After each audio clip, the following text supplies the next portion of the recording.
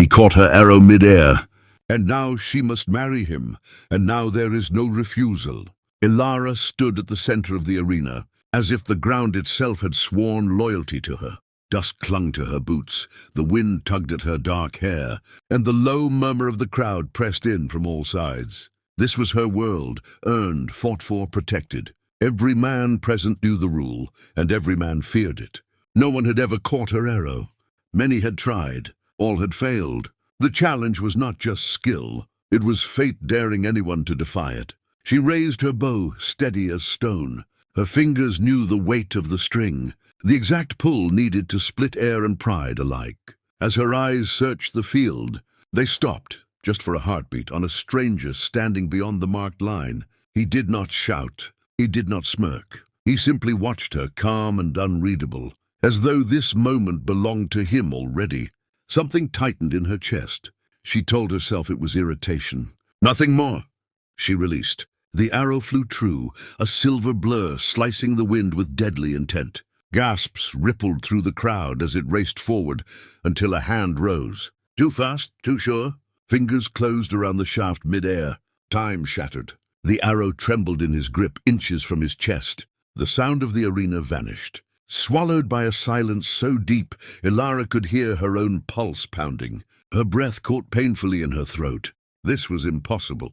It had to be. The man stepped forward, still holding the arrow, his expression neither proud nor afraid. Their eyes locked, and the air between them seemed to burn. Elara felt it then, not fear, not anger, but a pull she could not name, sharp and unsettling. "You shouldn't have done that," she said, her voice low, meant only for him. His gaze did not waver. "I know," the elders began to whisper. The law stirred like a waking beast in her mind. She had lived by it, defended it, believed it would never touch her. Now it wrapped around her ribs, tight and unforgiving. He lowered the arrow slowly, as if aware of the weight it carried. "I didn't catch it to claim you," he said quietly. "I caught it because some things are worth standing in front of." Her heart betrayed her, stumbling at his words. Around them fate shifted. The crowd exhaled. The rule had been fulfilled. Elara straightened her spine, masking the storm inside her. She had faced beasts, blades, and battlefields without flinching, but this moment, this man, unsettled her in ways she did not yet understand. One arrow had flown, and nothing would ever be the same again. Elara did not sleep that night. The law echoed in her mind with every breath she took, heavy and merciless. By dawn, the decision had already been made for her. The elders' words were final, spoken with the cold certainty of tradition that did not care about hearts or freedom. The man who caught her arrow would be her husband. No refusal, no delay, no escape. She stood before the council as the sun rose, light spilling across the stone floor. Her posture was rigid, chin lifted in defiance, though her hands trembled at her sides. Across the chamber he stood quietly. Kael, that was his name. He did not look triumphant. If anything, his expression was guarded, almost burdened, as if the law had bound him as tightly as it had bound her. "I will not be owned," Elara said, her voice sharp enough to cut. "I have fought for every breath I take. I will not surrender my life because of a rule written by men long dead." A murmur spread through the elders, but before any of them could speak, Kael stepped forward. "She's right," he said calmly. "This law binds, but it does not command the heart." Elara turned, surprised despite herself. That night, tradition forced them beneath the same roof. The cabin was small, the fire low, the silence thick and uncomfortable. One bed stood against the wall like an accusation. Elara kept her distance, sitting near the door, her bow within reach. "Do not touch me," she said without looking at him. "I won't," Kael replied. "Not unless you wish it." His restraint unsettled her more than desire would have. She had expected demands, expectations, entitlement. Instead, he sat across the room, removing his weapons and setting them aside, as though making himself deliberately harmless. "You could have let the arrow pass," she said finally. "You could have stayed silent and free." He stared into the fire. "If I had, they would have forced you into another bargain, one that would have broken you." Her anger flared. "You don't get to decide my fate." "No," he said softly, "but I chose not to stand aside while others did." Their eyes met, and for a moment the air between them tightened, charged with something dangerous and unspoken. Elara felt it pull at her defenses, testing them. She turned away, heart racing. "This changes nothing," she said, more to herself than to him. But as the fire burned low and the night stretched on, she became painfully aware of his presence, close enough to feel his warmth, distant enough to respect her boundaries, bound by law, trapped by tradition. She lay awake realizing something far more frightening. Then fate had begun to take hold. She was no longer certain she wanted to escape him. The attack came without warning, slipping out of the forest like a held breath finally released.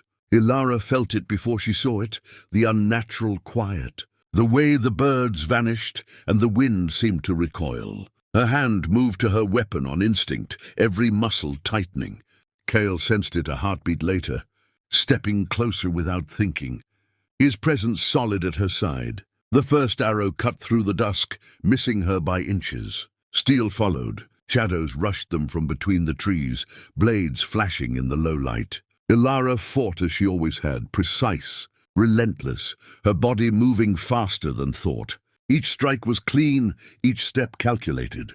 But there were too many. The forest closed in, pressing danger from every direction. She spun to loose another arrow when her foot slipped on loose stone.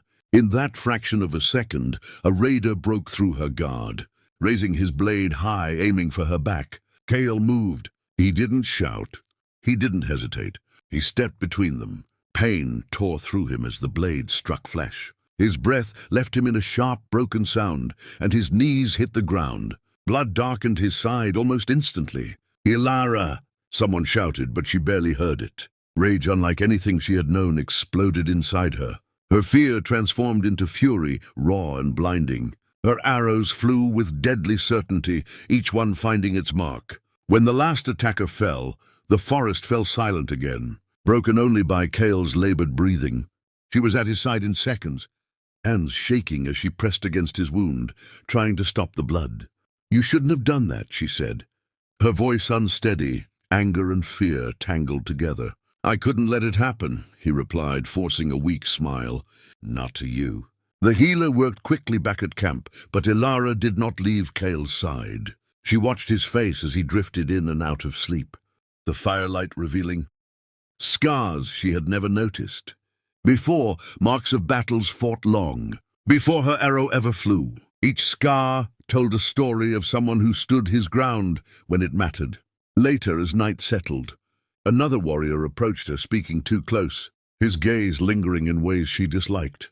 She noticed Kael stir, his jaw tightening even in pain, his eyes dark with something dangerously close to jealousy, and for reasons she did not yet understand, her heart responded. When the camp grew quiet, she sat beside Kael, listening to his steady breathing. "You didn't trap me," she whispered, more truth than confession. "You chose me." His eyes opened slowly, meeting hers in the firelight. "I would choose you again," he said, "even if you never choose me." Her hand hovered above his, trembling, before finally resting against his fingers. The contact was gentle, uncertain, but real. Fate had bound them by law. But in that quiet moment, something far stronger began to bind them by heart.